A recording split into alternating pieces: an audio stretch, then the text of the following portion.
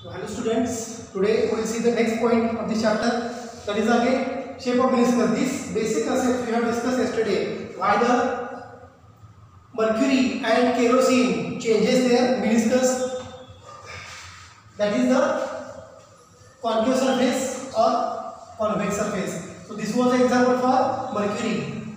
This was the example for mercury that we have already discussed. Okay, and here is the example for kerosene.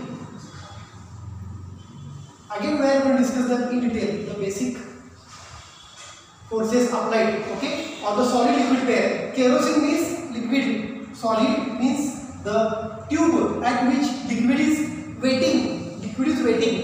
Waiting म्हणजे काय का सांगितलं तुम्हाला? Weights म्हणजे काय? It is to stick. Wets म्हणजे काय? To stick. म्हणजे केरोसिनचं मटेरियल काय होतं? It is sticking to the material.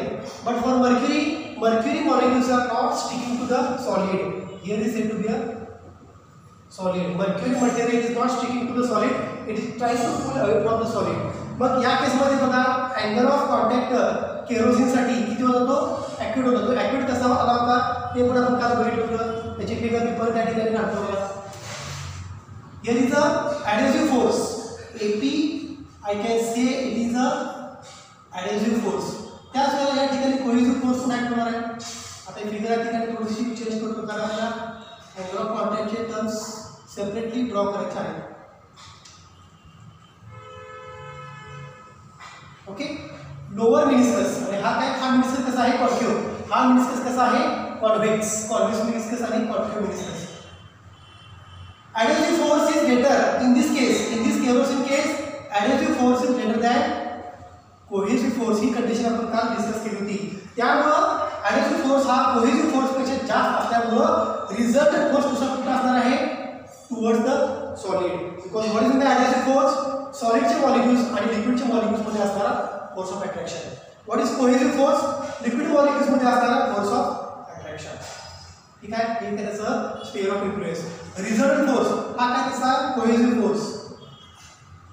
ठीक आहे, मी हा छोटा काढतो कारण FA is greater than FC. That's why I can draw here as a FC. Book मध्ये कसं दिलंय? इथं दिलंय AP आणि या ठिकाणी दिलंय AC.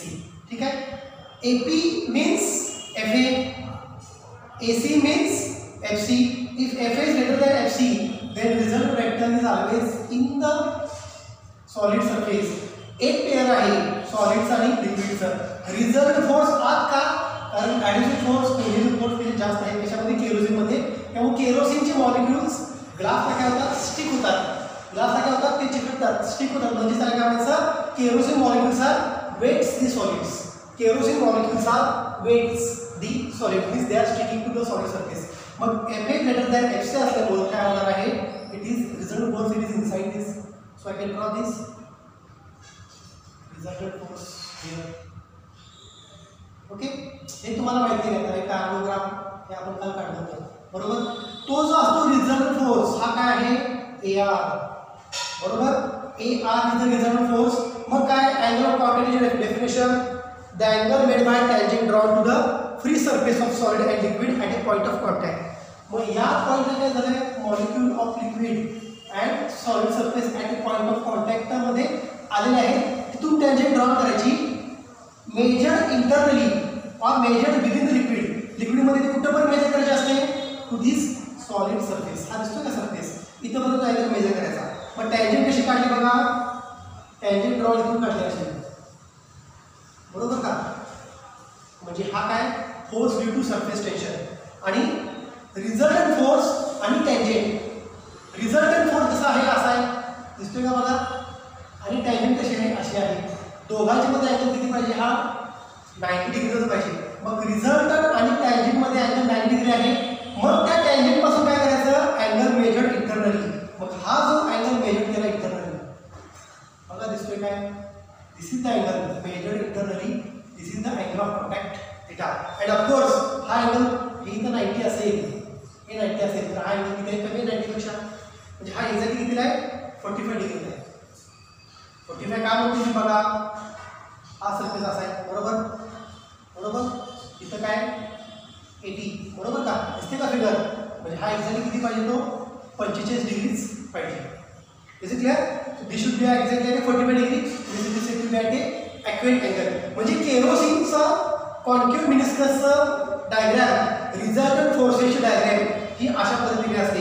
एक गोष्ट लक्षात ठेवा, केरोसिनमध्ये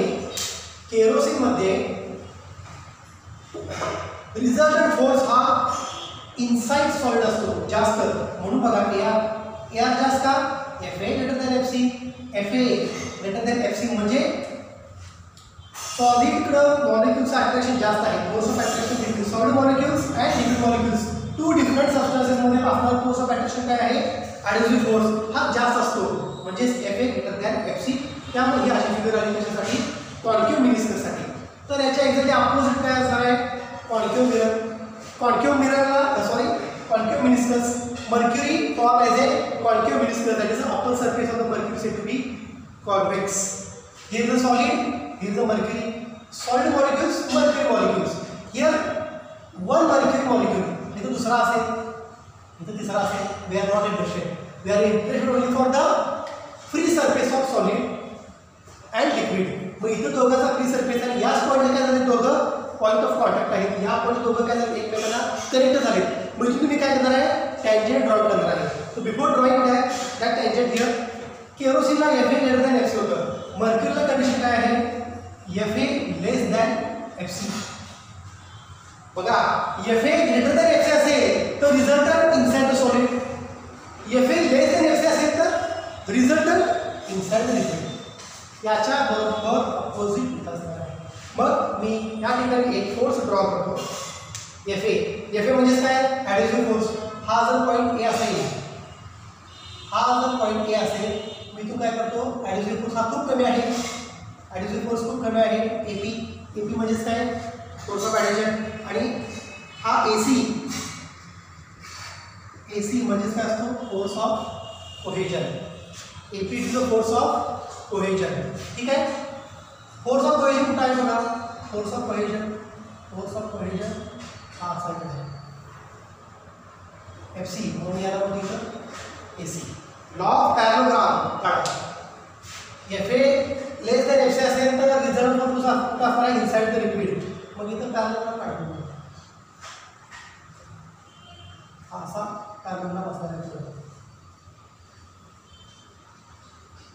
इथं असणार आहे तो result force inside the liquid. म्हणजे हा कोण असणार? रिझल्ट फोर्स या ठिकाणी होता AR. त्या ठिकाणी तुझं काय असणार आहे? AR. बरोबर. So due to FA less than FC, result force inside the mercury, inside the liquid. मग आता काय? Tangent draw. Angle of contact definition काय? Tangent draw. याला मी टँजेंट काढतो. या अशी फ्री सरफेस पॉईंट ऑफ कॉन्टॅक्टला हे असं काढतो. बरोबर. मग हे काय झालं? Force due to surface tension. मग हा अँगल ऑफ कॉन्टॅक्ट कसा मेजर करायचा आहे? Internally till the surface of the solid. मग इंटरनली मेजर केला till the surface of solid. Internally या ठिकाणी मेजर केला म्हणजे हा काय बघा? Of course it is a 90 plus more than 90. म्हणजे हा अँगल ऑफ कॉन्टॅक्ट मर्क्युरीचा कसा आहे? It is said to be obtuse. It is more than 90.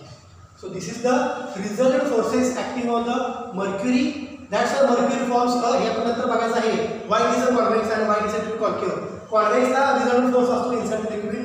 Concaveला resultant force असतो towards the solid. So this is the force diagrams for the concave and convex meniscus. Here mercury always obtuse angle of contact, and here for kerosene always is aqueous. But if you take the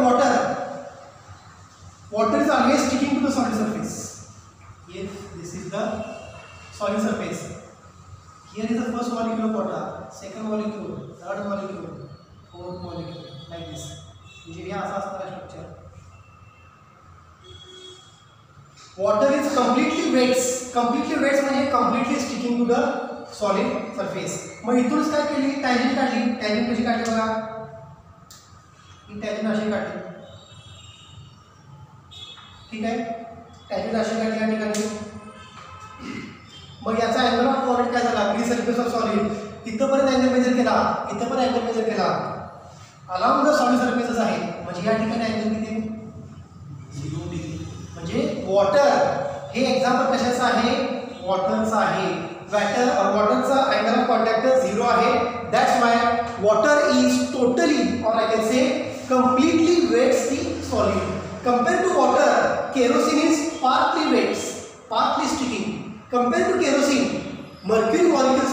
sticking. Mercury molecules are not weights the solids. So this is the conclusion. Mercury molecules not weights the solid. Kerosene molecules partially weights the solid, but water molecules are completely weights because angle of contact is 0. म्हणजे याचं conclusion काय झालं आहे? जसा angle of contact वाढत जाणार, angle of contact जसा वाढत जाणार 0, aqueous, obtuse, तसं काय होणार आहे? लिक्विड वेट्स सॉलिड हे प्रमाण कसं होणार आहे? कमी होणार का वाढत जाणार आहे? कमी कमी होत जाणार आहे. तर स्टिकिंग जास्त झालं, याच्या कंपॅरेटिव्हली इथं स्टिकिंग कमी आहे, याच्या कंपॅरेटिव्हली इथं स्टिकिंग खूपच कमी आहे. Liquid doesn't wets the solid, liquid partly wets the solid, liquid completely weights the solids. So angle of contact increases, liquid doesn't weights the solid, that quantity going to decrease. So this is the point of conclusion from these figures. So these figures are there in your syllabus. Now we will see the next point. First, the shape of meniscus. In terms of that shape of meniscus, we have discussed concave meniscus for kerosene, convex meniscus for mercury, and completely weights. So liquid molecules are completely weights the solid surface for water. Now we will see the next point, that is under the shape of meniscus. We will see the second point, shape of meniscus. Now we will see the second point, shape of liquid drop. Shape of liquid drop. Okay, मग आता आपण बघतोय बऱ्याच वेळेला तुम्ही water drop घ्या, एका हातावरती वॉटर ड्रॉप टाकला आणि दुसऱ्या हातावरती मर्क्युरी ड्रॉप टाकला, कोणता ड्रॉप आपल्या हाताला चिकटणार आहे? म्हणजेच which drop wets the solid? Your hand is solid. Water drop is wets the solid और mercury drop is wets the solid. Water is sticking because angle of contact is said to be 0. Okay, liquid घेतलं, other than water, if I take the kerosene, angle of contact may be aqueous. If I take the mercury, angle of contact is said to be obtuse. Then why it is said to be obtuse? Why it is said to be aqueous? That will see shape of liquid drop. Liquid drop चा shape हा circular का असतो मर्क्युरीचा, आणि जर water किंवा एखादं liquid घेतलं ते जर सॉलिड सरफेसवर ठेवलं तर त्याचा मिनिस्कस, त्याचा शेप कसा आहे हे आता आपण या ठिकाणी बघायचं आहे. अगदी सिंपल पॉईंट आहे. हा सॉलिड सरफेस आहे. ओके, याच्यावरती मी लिक्विड पुट केलं, लिक्विड टाकलं, केरोसिन टाकलं. Kerosene it is a form of water. Okay, mercury it is not a form of water because all molecules are coalesce together. Kerosene टाकलं, okay, तर तो असा तयार होतो केरोसिनचा drop, like this drop of kerosene. Here I can say it is a liquid. कुणाकुणाच्या कॉन्टॅक्टमध्ये हा केरोसिन किंवा हा लिक्विड मॉलिक्यूल आलेला आहे? It is in contact with solid, it is in contact with air. So there are different forces due to surface tension are produced. I can draw this like here is said to be a one line. It is surface tension.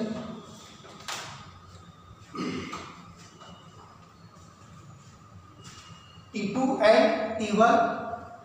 So here is one force due to surface tension is T1. Here force due to surface tension is T2. That we'll see. Okay. And force due to surface tension here it is a T3. So what is this T1? Force due to surface tension. कुणामुळे हा force तयार झालाय? Force due to surface tension. Liquid कुणाला wet झालंय? सॉलिडला. दिसते का हे सॉलिड? या सॉलिडवरती कोण आहे? लिक्विड. या दोघांचं कनेक्शन जिथं झालंय इथं काय झालंय? Force due to surface tension T1 between liquid and solid pair. Between liquid and solid pair. Okay, तर T2 काय बघा? T2 म्हणजे काय? इथं सॉलिड आहे. Solid it is in contact with the air. So this is the force due to surface tension from solid air or air solid pair. Force due to surface tension म्हणजे या लिक्विडवरती किती tension apply होतं बघा. एक tension apply झालं T1, दुसरं tension liquid ड्रॉपवरती कुठलं apply होतंय, force due to surface tension between, कुणामुळे हा तयार झालाय सरफेस टेन्शन फोर्स हा बिटवीन, हा काय आहे सॉलिड. ओके, इकडे काय आहे सॉलिडच्या वरती air, between air and solid pair. पहिला पेअर कुठला होता बघा, लिक्विड सॉलिड, लिक्विड सॉलिड. दुसरा पेअर सॉलिड एअर. तिसरा पेअर कुठला राहिला बघा आता, एअर आणि लिक्विड. पहिला पेअर लिक्विड सॉलिड T1, दुसरा पेअर सॉलिड एअर T2, तिसरा पेअर T3. हा पण असणार आहे T3 म्हणजे एअर आणि लिक्विड मध्ये. So I can write T3 as a force due to surface tension between air and liquid pair, air and liquid pair. मग बघा ॲक्युरेट अँगल कधी असतो आणि ऑब्ट्यूस अँगल कधी असतो ते आपल्याला या ठिकाणी बघायचं आहे. इथे जॉमेट्री आता यूज करा जे आपण लॉज ऑफ मोशनमध्ये बघितलं आहे. दिस इज रिझर्व्ड वेक्टर T3. हा कसा आहे T3 असा आहे, हा दोन कंपोनेंटमध्ये डिवाइड झाला. हा इकडे असणार आहे T3 cos थीटा, इकडे कोण असणार आहे T3 sin theta. But we are only considering T3 cos theta. म्हणजे या डायरेक्शनला कुठला कंपोनेंट आहे T3 cos थीटा. जॉमेट्री बघा, देयरफॉर फिगरवर बघा T2 एका साइडला आहे, LHS force due to surface tension T2 is equal to बघा T2 is equal to T1 plus T3. Why T1 plus T3? Because both are in the same direction. T1 ज्या डायरेक्शनला आहे त्या डायरेक्शनला कोण आहे T3 cos theta. So T2 is equal to T1 plus T3 cos theta. अगदी simple definition आहे त्याची आणि ही calculation पण खूप सिंपल आहे. T2 minus T1 is equal to T3 cos theta. T2 minus T1 is T3 cos theta. आता बघा इथं आता काही गंमत आहे. If T2 greater than T1, T2 जर T1 पेक्षा जास्त असेल तर हा डिफरन्स काय आला पॉझिटिव्ह आला, हा डिफरन्स काय आला पॉझिटिव्ह आला. And T2 minus T1, T2 minus T1 is less than T3. कारण बघा हा जर डिफरन्स याच्यापेक्षा कमी असेल तर दॅट व्हॅल्यू डिवाइडेड बाय हा difference T2 minus T1 T3 पेक्षा कमी असेल तर some value divided by maximum value that is the minimum value. तुम्हाला माहिती आहे cos 0 1 असतो आणि cos 90 काय असतो 0 असतो. त्यामुळे या ठिकाणी काय मिळणार आहे positive value. So T2 minus T1 is less than T3. Therefore, C T2 greater than T1. म्हणजे एअर सॉलिड मधला force due to surface tension हा लिक्विड सॉलिड मधल्या force due to surface tension पेक्षा जास्त आहे. म्हणून म्हटले T2 is greater than T1. हा जर factor T2 greater than T1 असेल तर T2 minus T1 काय येणार आहे, दिस फॅक्टर लेस दॅन T3 पाहिजे. म्हणजे याच्यापेक्षा तो फॅक्टर कमी पाहिजे. हा फॅक्टर याच्यापेक्षा जास्त असेल तर पॉझिटिव्ह निगेटिव्ह येते. T2 minus T1 should be less than T3. Therefore, cos theta is positive. Cos theta is positive. हा ही कंडिशन सॅटिस्फाय करत. मग कोणत्या रेंजमध्ये cos ची व्हॅल्यू पॉझिटिव्ह असते 0 to 90 मध्ये. cos 0 1, cos 90 0. तरी पण ती तिथं या ठिकाणी काय व्हॅल्यू काहीतरी फायनाईट पॉझिटिव्ह मिळते. पण 90च्या पुढे गेलं तर काय होतं, इट बिकम्स निगेटिव्ह. cos 180 तुम्हाला माहिती आहे निगेटिव्ह. आणि या ठिकाणी काय पाहिजे पॉझिटिव्ह. म्हणजे तो अँगल कसा पाहिजे, angle should be theta between 0 degree to 90 degree. Then only you will get cos theta is positive. Then only you will get cos theta is to be positive. म्हणजे हा जो अँगल मेजर केला इतर नाही, हा theta जो आहे हा कुठला अँगल आहे ॲक्युरेट. म्हणजेच मटेरियल कुठला आहे केरोसिन. आपण मगाशी बघितलंय किंवा काल पण बघितलंय केरोसिनचा अँगल ऑफ कॉन्टॅक्ट किती असला पाहिजे ॲक्युरेट, ती यामुळे असला पाहिजे. त्याचं ही मॅथमॅटिकल क्लॅरिफिकेशन आहे. cos theta is positive. When it is positive? When theta is in between 0 to 90. If it is goes above 90, cos becomes negative. It is trying to go into the negative value. Minus 0.1, minus 0.2, minus 0.9 and then minus 1 at cos 180. So cos theta is positive only when theta varies from 0 to 90. म्हणजे 90 पुढे गेलेलाच नाही तो. 90च्या आतच आहे. 90 ला पण काय ते cost value 0 which is not measurable, म्हणजे 90 पेक्षा अँगल कमीच आहे म्हणजे तो अँगल कसा पाहिजे, ॲक्युरेट पाहिजे. So using this equation cos is said to be positive. That's why kerosene forms like this structure. अशा प्रकारचा लिक्विडचा शेप असतो when that liquid is kept on the surface of solid. When that liquid is kept on the surface of solid. So instead of kerosene, if I consider the example for mercury. Mercury तुम्हाला माहिती आहे, mercury molecules doesn't weight the solid. Mercury molecules doesn't weight the solid. म्हणजेच बघा इथं असा हा काय solid, ठीक आहे. सेम T1 T2 ॲप्लिकेबल आहे. मर्क्युरी काय करतोय, तो स्टिक होतोय का, चिकटतोय का सॉलिड सरफेसवर नाही, always forms a concave surface घेत. मग आता हा असा मी घेतो मर्क्युरीचा drop which is not weighting the solid. Mercury is not weighting the solid. Okay, here the same force T2, same force here as a T1. Okay, T3 direction कुठं असणार बघा, point of contact कुठं आहे लिक्विडचा आणि सॉलिडचा आहे का, इथं free point of contact. इथून तुम्ही टँजेंट काढा, इथं काय असणार आहे T3, करेक्ट आहे का. मग तुम्ही जर सॉलिड सरफेस पासून अँगल मेजर केला inside the liquid, angle of contact कसा मेजर करतो, इनसाइड द लिक्विड, म्हणून तो इनसाइड लिक्विड असा मेजर केला आहे. लक्षात घ्या, हा अँगल कसा पाहिजे, ऑब्च्यूज.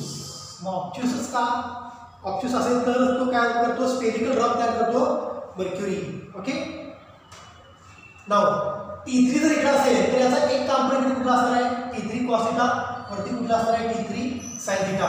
मग मी असं लिहू का या केसमध्ये, I can right here T2 plus T3 cos theta, कारण इकडे T3 असेल तर या डायरेक्शनला कोण असणार आहे T3 cos थीटा, इकडे कोण असणार आहे T3 sin theta. T2 plus T3 cos theta same direction is equal to T1, correct. Therefore T1 minus T2 is equal to T3 cos theta. इकडे इक्वेशन काय आलं होतं, T2 minus T1 is T3 cos theta. इथे equation काय आलं, T1 minus T2 is T3 cos theta. जसे या ठिकाणी कंडिशन घेतली, if T1 is greater than T2, of course T1 T2 पेक्षा जास्तच पाहिजे, बरोबर आहे. T1 greater than T2 and T1 minus T2 हा फॅक्टर, हा डिफरन्स या केसमध्ये जर T3 पेक्षा कमी आला, कमीच पाहिजे, T1 minus T2 less than T3, then cos theta is negative. Then cos theta is said to be negative. But cos theta negative कधी येतो, when theta going from 90 degree to 180, then only theta 90 to 180 आला तरच cos theta ची value काय येते, minus. Maximum 1 इथे किती येते, -1. मग -1 म्हणजे काय, तो 90 च्या पुढे गेला अँगल. हे बघा ना, हा इथं किती आहे अँगल, या ठिकाणी अँगल किती आहे बघा 90 प्लस हा पुढचा अँगल कव्हर केलाय का, म्हणजे हा 120, म्हणजे जवळपास 90 च्या पुढे गेला तर काय होणार आहे, value becomes negative. That value becomes negative. This is possible only when T1 minus T2 is less than T3. हा फॅक्टर T1 minus T2 म्हणजे T1 minus T2 हा जर T3 पेक्षा कमी असेल तर हा जास्त असणार या दोघांच्या डिफरन्स पेक्षा. हा जर वाढला तर cos थीटाची व्हॅल्यू काय येते, निगेटिव्ह. हा जर वाढला तर cos थीटाची व्हॅल्यू काय येते, निगेटिव्ह. वाढला म्हणजे काय, 90 ते 180 मध्ये जर थीटा असेल, हा तुम्हाला माहितीच आहे की हा 90 प्लस काहीतरी व्हॅल्यू, एक 20 असेल 30 असेल, म्हणजे तो अबोव 90 गेला. अबोव 90 गेला मीन्स टुवर्ड्स मध्ये जर आला तर तो काय होणार आहे, it is said to be -1. So whenever the value is said to be above 90, angle becomes obtuse, and when the angle becomes obtuse, the mercury drop forms a spherical nature. Mercury drops forms a spherical nature. Why it forms spherical nature? Because of this condition. Why it forms like this? Total liquid spherical राहिलंच नाही, कारण का पूर्ण जर हा केरोसिनचा drop असा घेतला तर त्या निम्मा ड्रॉप काय झालाय, तो त्या सॉलिडला काय झाला, चिकटलाय. It is trying to wets the solid, म्हणजे फक्त काय निम्माच भाग राहिला शिल्लक बघा, दिसतोय का? So that's why such type of structure form for the kerosene and total spherical structure formed for the mercury material. So this is the condition for spherical draft for mercury, and this is the condition for